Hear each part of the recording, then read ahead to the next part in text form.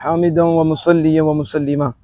सामीन किराम, नाज़रीन मोहतरम, अल्लाह जल्ला व अला हमें सिरात मुस्तकीम पे चलने की तौफीक अता फरमाए। मेरे बाएं जानिब मोहतरम मलक फ़रूक अत्तारी साहिब और मोहतरम मलक सरफराज साहिब तशरीफ़ फरमा है। ये अन करीब अल्लाह के घर के सफ़र के लिए जाने वाले हैं और अन करीब हम भी अल्लाह अज़्ज़ा के फ़ज़्ल करम और उसके महबूब करीम सल्लल्लाहु अलैहि वसल्लम की नज़र इनायत से सफ़र हरमैन शरीफैन के लिए जाने वाले हैं। तो मुझे मोहतरम मलक फ़रूक अत्तारी साहब ने हुक्म फरमाया कि आप हमें उम्र शरीफ के मुतल्लिक़ बताइए कि हमारा घर से सफ़र का आगाज़ कैसे हो। इतनी खुशी की बात है कि आज भी वो लोग मौजूद हैं जो चाहते हैं कि हमें बताया जाए, हमें इल्म दिया जाए, ताकि हमारा उम्र ऐसा हो कि उस पर रब भी राज़ी हो जाए, रब के मुस्तफ़ा भी राज़ी हो जाए और उम्र की जो रूह है वो हमें नसीब हो जाए। जो फ़ज़ाइल हैं उम्र के, जो उसके ऊपर सवाब मुरतब होना है, वो सारा को मुझे ये ना हो कि सिर्फ थकावट ही रह जाए। ऐसा है कि लोग जाते हैं और थकावट ही है, बल्कि गुनहगार भी होते हैं, उन पर दम भी पड़ते हैं और बाद को दम का भी नहीं पता। और उधर जाके जब हमसे बात कोई सवाल पूछते हैं, रब्ता करते हैं ना, तो हमें भी दुख होता है कि ये लोग क्या कर रहे हैं, ये उम्रा करने की इन्हें पता ही कुछ नहीं, करना क्या हमने, और सवाब की बजाय गुनाह भी और सज़ा भी। तो मैं इनके लिए भी दुआगो हूँ कि जिन्होंने ये मुझे हुक्म दिया कि हमारी इस हवाले से रहनुमाई कीजिए।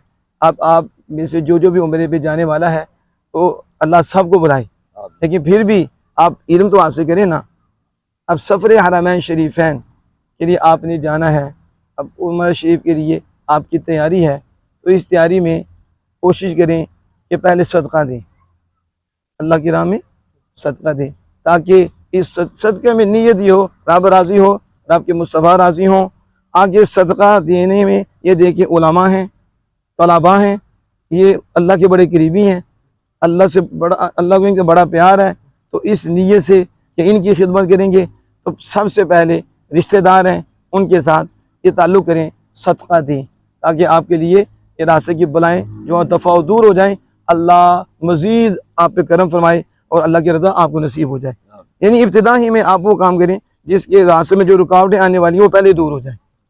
इस तरह आप फिर ये देखें, अगर आपने किसी को तकलीफ़ दी हुई है, किसी को परेशान किया हुआ है और कसूर भी आपका है और आपने जुल्म किया हुआ है, आप उससे माफ़ी मांगिए।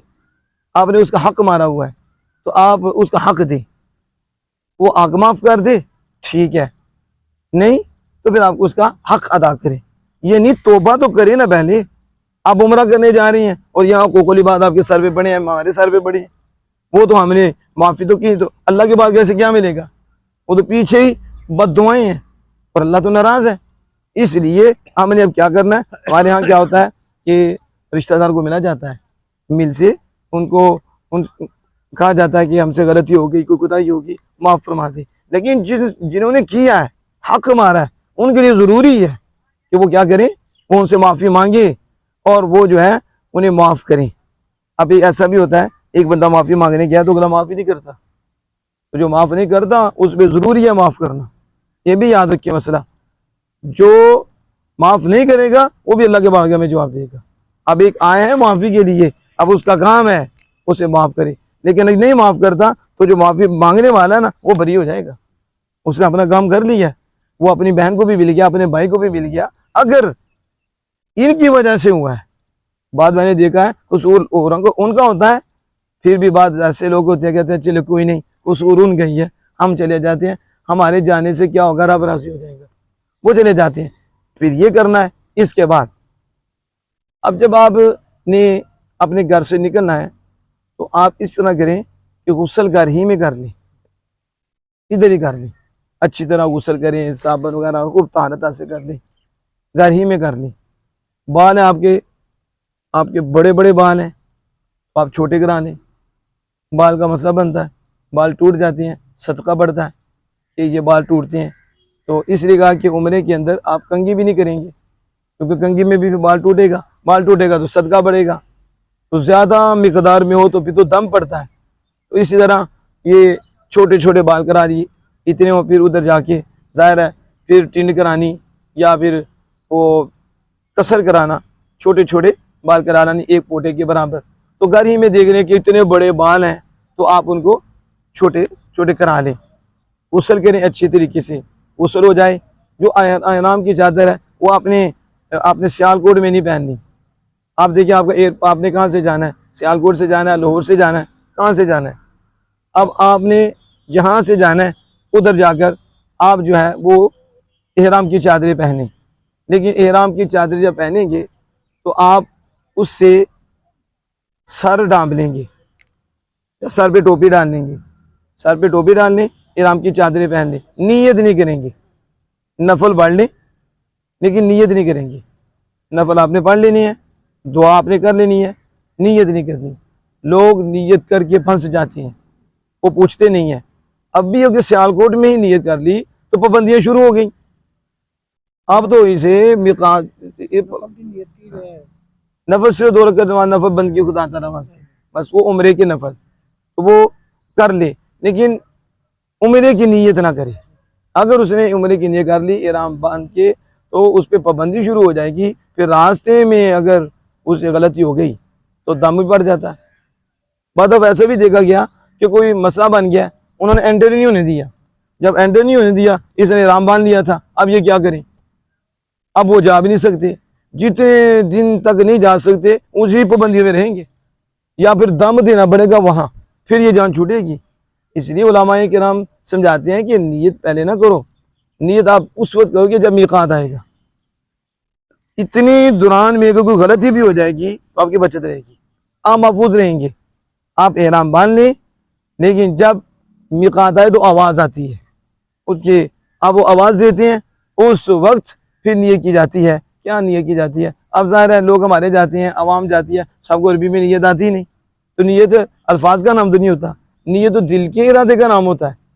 ये नहीं कि आपने ज़ुबान से कहना तो नियत होती है, ज़ुबान नियत नहीं होती। ज़ुबान नियत की वजाहत करती है कि इसने ये नियत की हुई है। असल नियत क्या है, अल्लाह मैं उम्रा करना चाहता हूँ और मालिक इसको मेरे लिए आसान कर दे और इसको कबूल फरमा ले, इसकी जितनी भी पाबंदियाँ हैं मैं कबूल करता हूँ। अब ये दिल में इरादा करे तो नियत हो गई, ज़ुबान से यूँ कह ले तो उसकी नियत हुई, और फिर उसने उस वक्त कहना है लब्बैक अल्लाहुम्मा लब्बैक, एक मरतबा तो उसने कहना ही कहना है। और ये है कि इसके साथ इसका माना भी इसके ज़हन में हो कि मैं क्या कह रहा हूँ, अल्लाह में हाजिर हूँ, अल्लाह में हाजिर हूँ, तेरा कोई शरीक नहीं है, सारी नेमतें तेरी हैं, बादशाही तेरी है। यानी ये मफहूम इसके ज़हन में हो और ज़ुबान पे ये अल्फाज हो। 3 दफ़ा ये अल्फाज कहे ऊंची आवाज़ से। ये आवाज़ औरत जो है हमारी माएँ बहनें वो ऊंची आवाज़ से नहीं कहेंगी, उनकी आवाज़ सिर्फ उनके कानों तक ही जाएगी, गैर महरम तक उनकी आवाज़ नहीं जाएगी। अब जब इन्होंने ये नीयत कर ली तो अब इनका उम्रा शुरू हो गया, अब उम्रा शुरू हो गया। अब मैं आपको यहाँ एक बात बताऊँ, आप इसकी तरफ गौर करना। अब आपने ये देखना चादरें आपने पहनी हुई हैं, तो पैंट किधर गई है। वो जो इधर मम्मी डैडी बने थे वो कहाँ गए, अब क्या बन गए हैं, सर नंगा। क्योंकि अब जो नियत कर ली है अब सर नंगा करना पड़ेगा। अब सर पे टोपी भी नहीं रख सकता, सर बिल्कुल नंगा रहेगा और ये चेहरा भी नंगा रहेगा। अब उसकी ना वो पेंट है ना वो उसकी टोर है, अब उसने 2 चादरें पहनी हुई हैं, नंगे सिर है और दीवाना बना हुआ है। क्या बना हुआ है, दीवाना, सुन्नत मुसब्बा अदा कर रहा है। अभी भी हमें समझ नहीं आ रही, ओए अल्लाह तुम्हें अपना मुहिब बनाना चाहता है, अल्लाह के महबूब तुम्हें अपना आशिक बनाना चाहते हैं कि मालिक की मानो, यार की मानो। उम्रे में तुम सब कुछ मानते हो, तो जब उम्रे से वापस आते हो फिर वैसे के वैसे होते हो। वो कैसी मानी है, वो क्या माना आपने। अभी गौर करो कि ये जो हमने चादरें पहनी हैं तो अकल को आगे रखा है, अकल को छोड़ा, लिबास हमारा ठीक हो गया, तो घर में क्यों नहीं ठीक होता कि उम्रे के लिए जाएंगे तो फिर ही हम इताअत करेंगे और उम्रे के बगैर हम इताअत नहीं करेंगे। वो लिबास भी उस तरह का होगा, चेहरा भी उस तरह का होगा, इसकी तरफ हम गौर करेंगे। फिर देखें दीवाना बना हुआ है, बाल की फिक्र ही कोई नहीं, इधर कभी बाल इधर बनाता है, कभी इधर बनाता है, डिज़ाइन इधर बनाता है, कोई इधर डिज़ाइन बनाता है। अब वो डिज़ाइन किधर के, अगर हकीकत में वो बंदा दिल से होके उम्रा करे और वो दिल से होके सारा कुछ करे, मैं मानता ही नहीं कि वो वापस आए तो गुलाम मुस्तफा ना बन जाए। क्यों नहीं फिर तब्दीलियों चेंजिंग आती कि सारे पीरियड में हम वही कर रहे हैं जो रसूल अकरम सल्लल्लाहु अलैहि वसल्लम ने किया, वो जो अल्लाह अज़्ज़ा व जल का हुक्म है। इतनी वो मुशक्कत सब कुछ करने के बावजूद भी हम फिर वहां के वहीं हैं। तो फिर गौर करना पड़ेगा, हमने उम्रा किस नीयत से किया, हमारा इरादा क्या था, हमारी सोच क्या थी। अब जब ये इहराम की चादर हो जाती है, नीयत हो जाती है, नीयत के बाद अब आपने तलबिया करते हैं ना, लब्बैक अल्लाहुम्मा लब्बैक, ये नहीं आपको चलते चलते हत्ता कि फिर आप मक्कातुल मुकर्रमा में हाजिर होंगी। फिर आप सोचें कि मुझ जैसा निकम्मा, मुझ जैसा कमीना आज कहाँ आया है, कहाँ आ गया, हुजूर के शहर में आ गया, जहां मेरे आका है तो जहां सल्लल्लाहु अलैहि वसल्लम की विलादत बासादत हुई, उस शहर में आ गया। मक्कातुल मुकर्रमा या अल्लाह का घर है, वहां आ गया। अब ये तस्वुर है, अब उस तस्वुर से जब चलता जाएगा, यहाँ मेरे आका चलते थे, यहाँ से आपा चलते थे, अब ये तस्वुर है। इस तस्वुर में आंखों से आंसू भी आएंगे कि मेरे जैसा निकम्मा बंदा आज उस जमीन पे कदम रख रहा है जिस जमीन ने आमिना के लाल के तलबों को चूमा है, सहाबा के तलबों को चूमा है। या अल्लाह तेरा फजल है, ये तेरी मेहरबानी है, आज मुझ जैसे निकम्मे को भी तूने यहाँ बुला लिया। बस ये इसी तस्वुर में चलता चलता हरमैन शरीफ में पहुंचेगा। जब वो मस्जिद हराम के करीब पहुंचेगा तो फिर उसकी हालत क्या होगी। यही वो मस्जिद है जहाँ मेरे आका तशरीफ लाया करते थे, सहाबा साथ हुआ करते थे, किस अंदाज से नमाज की अदायगी होती थी, ये तस्वुर। अब सबसे पहले दायां कदम अंदर रखिएगा, जूता उतार देगा, दायां कदम रखिएगा। जो यहाँ रह के दुआ करता है वहां भी दुआ करेगा और कहेगा नवैतु सुन्नतल इअ्तिकाफ, ना किया अब जमजम इबादत नहीं गुनाह बन जाएगा। यानी 1,00,000 गुनाह मिलेगा कि जिसने हरम शरीफ मस्जिद हराम में कदम रखा, अंदर नीयत नहीं की, क्योंकि हमारे हालात ही ये हैं। नियत के बाद खाना जायज हो गया, फिर मस्जिद में खाना पीना जायज होगा। नियत इबादत की कि हम आए हैं मालिक तुझे राजी करने के लिए, तेरी इबादत के लिए आए हैं, इसलिए कदम रखे तो इबादत की नीयत हो जाए। तो अब नेकियों का मीटर और जारी हो गया, नेकियों का सिलसिला और शुरू हो गया। अब पानी पीना भी इबादत बन जाएगा, उसका खाना भी इबादत बन जाएगा इस नीयत से। लेकिन जब भी थोड़ा सा आगे चलेगा तो सामने खाना काबा नजर आएगा। जो ही खाना काबा नजर आएगा इसके हाथ उठ जाएं, जो ही हाथ उठे तो हाथ उठाते कि अल्लाहु अकबर, अल्लाहु अकबर, अल्लाह की बड़ाई बयान करे और अपने वक्त पे नाज करे कि अल्लाह ने करम फरमाया है और मुझे अपना घर दिखाया है। सुभान अल्लाह। फिर पहली नजर जब पड़ती है ना, उस वक्त जो दुआ करेगा, मेरे महबूब करीम सल्लल्लाहु अलैहि वसल्लम फरमाते हैं उसकी दुआ कबूल होगी। मुझे बताओ, काबा पे नजर पड़े तो दुआ कबूल होती है, तो काबा के काबे पे पड़े तो क्या होता है। आज तो लोग समझते नहीं, लोग पता नहीं क्या बातें करते हैं। नबी मुकर्रम फजल दो आलम सल्लल्लाहु अलैहि वसल्लम के मुतल्लिक हमने कहा ये तो माँ का मकाम देख लो, बाप का मकाम देख लो।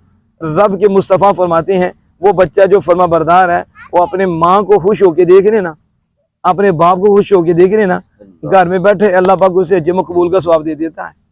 हज मकबूल का घर में बैठे, ताकि वो 1000 मरतबा भी ना गर्दन नीची करके ऊपर करके अब्बा जी को खुश होके देख रहे ना, तो अल्लाह पाक हर बार हज मकबूल का सवाब देता है। और हर बार माँ को देखे ना तो अल्लाह पाक बार बार उसे हज मकबूल का सवाब देता है।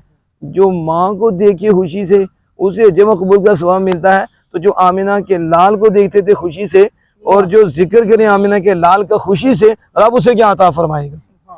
आप समझ रहे हैं। तो जो काबा को देखता है और दुआ करता है, काबा को देखने पे भी अजर मिलता है। तो जब दुआ करता है तो अल्लाह पाक उसकी दुआ कबूल फरमाता है। तो दुआ ये करे, ए अल्लाह जो जायज़ दुआ, जो बेहतर दुआ करूँ, जो जायज़ दुआ करूँ वो कबूल हो जाए, ये वो दुआ करे। अब यहाँ से जब चले आहिस्ता आहिस्ता तो बस वो अब कहाँ पहुँचेगा, वो सीढ़ियों पर पहुँच जाएगा। सीढ़ियाँ लगी हुई हैं, सीढ़ियों के बिल्कुल सामने कोने में हज अस्वद है, ऊपर लाइट लगी हुई है। हज अस्वद है, ऊपर लाइट लगी हुई है। अब ये सामने आ जाएंगी, अब यहाँ देखें, फर्ज करते हैं कि ये कोना है, ये हज अस्वद का है, तो हम इधर हो जाएंगे, इधर हो जाएंगे। अब ये सीना हमारा इसके सामने आएगा, जब इसके सामने आएगा तो हम इधर नीयत करेंगे, फिर वही नीयत क्या होगी, क्योंकि ये कहा कि नीयत, ए अल्लाह मैं तेरी रज़ा के लिए काबतुल्लाह के 7 चक्कर लगाना चाहता हूँ, तवाफ़ करना चाहता हूँ। या अल्लाह अपने महबूब करीम सल्लल्लाहु अलैहि वसल्लम के सदक़े से मेरे लिए आसान कर दे, मुश्किल ना हो, परेशानी ना हो, और मालिक तू इसको मुझसे कबूल फरमा ले। जब ये नीयत यूँ करके फिर यूँ हो जाए, फिर अजय उसके बिल्कुल सामने आ जाए। अब सामने आए तो फिर यूँ हाथ उठाए, बिस्मिल्लाह, अल्लाहु अकबर, साथ ये भी गए अस्सलातु वस्सलामु अलैका या रसूल अल्लाह, फिर यूँ करे, इस्तिलाम करे, क्योंकि उधर हाथ लगाना भी मुश्किल, फिर स्टिक से के साथ लगाना भी मुश्किल। हमने देखा कि औरतें भी बीच में जाती हैं, उसके अंदर बंदे भी चले जाते हैं, हमें ऊपर बैठ के देखा कि वो ऐसे उठा के ऐसे फेंकते। और आपको पता है कि किसी को तकलीफ देना जायज़ नहीं, और हरमे काबा में अगर इस तरह किया तो 1 लाख गुनाह है। एक को तकलीफ दी, 2 को तकलीफ दी, माएँ बीच में जा रही हैं, माओ को नहीं पता कि महरम और गैर महरम का फ़र्क क्या है, और फिर धक्के मारे जा रही हैं। वहाँ तो सुन्नत अदा करनी थी, तो सुन्नत में आके दो जहाँ से मुख्तलिफ तरीके बताएं, चूम के नहीं तो स्टिक लगा के, ये नहीं तो हुजूर ने तो हाथ से भी किया। तो ये जब मेरे आका तो जहाँ सल्लल्लाहु अलैहि वसल्लम ने तरीके बताए, और हुजूर तो जानते थे ना कि एक वक्त आना है तो हुजूम कितना होना है, तो मेरे आका तो जहाँ से गैब दान नबी हैं, तो हुजूर ने ये भी तरीका रखा कि तुम यूं भी कर लोगे तो हज अस्वद को तुमने चूम लिया, तुम्हें इसका अजर मिल जाएगा, ये सुन्नत अदा हो जाएगी। तो आप क्यों गुनाहगार होती हैं, अपने आप को क्यों तकलीफ देते हैं, बंदे मर जाते हैं, लोगों को तकलीफ होती है, आसानी से हो सके तो हो सके, नहीं तो आप यूं दूर से। यहाँ मैं आपको एक बात बताता हूँ, आप महसूस होंगे। देखो मोहतरम मलक फ़रूक साहब जब वहाँ पहुँचेंगे, ये जब इधर से होके नियत करके सामने आएंगे हाजी अस्वद के, तो देखो किसकी तज़ीम कर रहे हैं, मज़हब की तज़ीम कर रहे हो। ये कहते हैं कि वो तो कोई शय ही नहीं। हमने कहा बाबे कोई शय नहीं, ये तो पत्थर भी बड़ी शय है, ये पत्थर ही बड़ी शय है, ये तो गुनाह भी चूसता है, ये गुनाह भी चूसता है। ये जानता है आने वाला मोमिन है, ये जानता है कि लिबास में काफिर है। मेरे आका तो जहाँ सल्लल्लाहु अलैहि वसल्लम क़यामत के दिन ये गवाही देगा। और ये चिट्टा आया था, दूध से भी ज्यादा सफेद था। काला कैसे हुआ? मैं इब्ने आदम की खताओं ने इसे काला कर दिया। अब उस पत्थर की तज़ीम हो रही है यूं, तो पत्थर की तज़ीम भी आमिना के लाल की वजह से है। इसे हुजूर ने चूमा है। सैयदना फ़रूक आज़म ने कहा तू पत्थर है, अगर मेरे आका ने ना चूमा होता तो फ़रूक ना चूमते। शेर खुदा ने फरमाया और फ़रूक आज़म सिर्फ पत्थर ही नहीं फायदा भी देगा, क्योंकि उन्होंने कहा था ये तू तो फायदा नहीं देगा। शेर खुदा ने कहा फायदा भी देगा, ये तो गुनाह तो चूसता ही चूसता है, क़यामत के दिन गवाही भी देगा। पत्थर को पता है आने वाला कौन है, आमिना के लाल को कोई नहीं पता।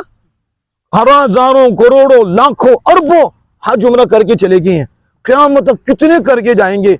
हर एक को जानता है कि मोमिन कौन है और दूसरा कौन है, और क़यामत के दिन हर एक की गवाही देगी। जिस पत्थर की मेमोरी इतनी है और अल्लाह ने इतना इल्म उसको दिया है, तो जिनके सदके सारी कायनात बनी है, उनके इल्म का आलम क्या होगा।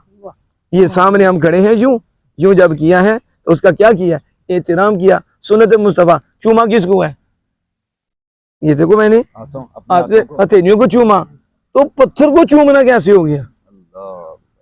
अब समझे, आज लोग कहते हैं तुम अपने अंगूठे चूमते हो, हुजूर का नाम कैसे चूमा है, हुजूर का नाम। हमने कहा देखो हज अस्वद को चूमा है तुमने, कहा नहीं चूमा। तो किसको चूमा है, हाथ को।